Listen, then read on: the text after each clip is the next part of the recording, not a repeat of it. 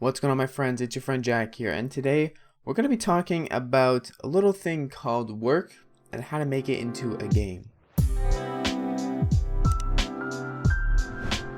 Well, guys, welcome back. We're back for another episode of Mindset Mondays. I'm not sure which number of episode this is, but basically today we're going to be looking at, I'm not going to be looking at this book, but this book's called The Game of Work, and I've been reading it lately, so I want to expand this Mindset Mondays topic basically from this book, and I want to talk about how we can pretty much use work and make a game out of it, and why making a game out of things, gamifying things, is so important to actually enjoying the things we do, especially work.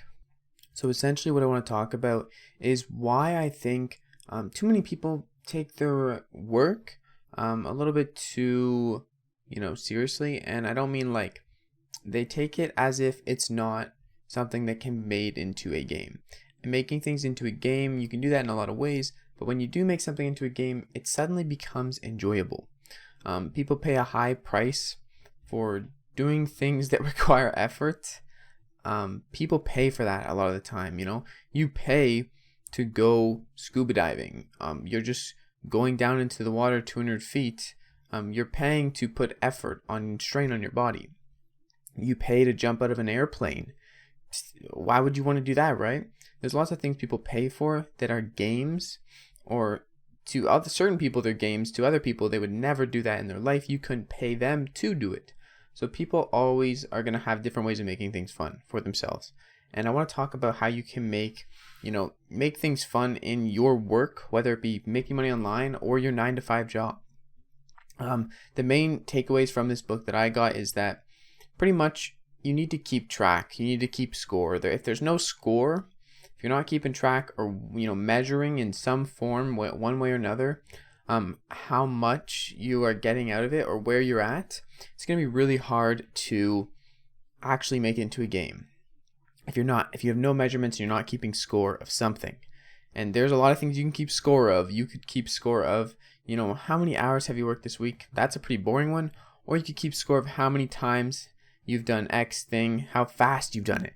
How fast can you do it? How much quality is in this? And you can measure that by, getting like a result from something. If it's a product you're pushing, what's its conversion rate?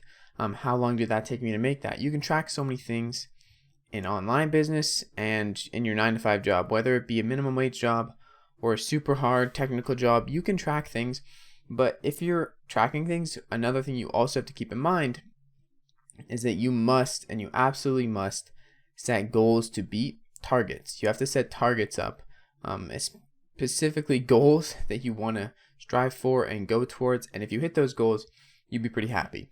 So that's something you also need to think about when you're making your work into a game. Gamifying things makes it fun. And oftentimes the reason that, big billionaires and people, I'm not saying they don't work hard, those type of people like Elon Musk and, Jeff Bezos, they have goals. Without goals, they would not be where they are today. They have goals set and they haven't reached them yet. They're very high goals, and that's the reason they can wake up every day and play their game. Their game is working towards their goals, and they track numbers. They have scoreboards, analytics. All these things are being tracked so they can actually make progress towards their goals. So something I also want to mention as basically, it's hard for anyone, say, under your employment or working with you, to make their work into a game if you don't give them the freedom to roam around a bit and keep track of their own scores. So if they can't see their score, the people you're working with or the people around you, even maybe not even in work, if people can't see their score in your friendship or something like that, it's going to be hard for them to want to keep doing it willingly. I'm not saying friendships need to keep scores. I did this for you, you did this for me.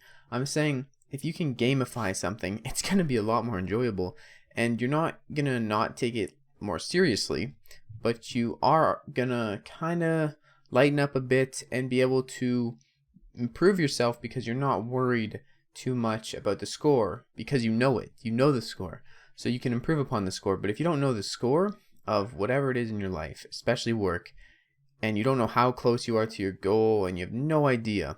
You are just in a lost battle, a lost sea, and it's hard to get anywhere. A big example from my life, which I can relate to this, is that because I did leave college and I did leave my part-time job, recently I've been, finding that I have a lot of time on my hands, like too much almost, and I could work on my YouTube channel, my print, and my business 12 hours a day technically, but I'm not keeping score. It's harder to keep score when you have a lot of time, and you think, you have to use all that time. So when you're keeping score in your mind, you're kind of behind. So when you're keeping score, it's really important to actually keep score somewhere you can visually look back at it. Keeping score in your head is not a very good idea. I've learned that from experience. Keeping score in your head does not work very well. Not nearly as effective, maybe 10% as effective as actually, writing down the score or having a visual representation of the score. So the main thing I want you guys to get out of this video, especially for print on demand business and making money online, is to set a goal and set some targets every day to work towards that goal, so you can increase that score. Kind of make a game out of it. How much points can I get on the board today towards that big goal, or what is this little goal going to amount to in returns to my big goal? And big goals also need big reasons. You need a why and a reason for doing that goal. Otherwise, you are going to give up very, very, very, very soon. So have a really strong reason with that goal. That's really important. Make sure you are focusing on that too. Why? Your why on that goal has to be just as important as, the goal itself. Like, the why is pretty much everything that's going to push you through some of those harder times when your scoreboard's not looking so good. So yeah, keep that in mind too.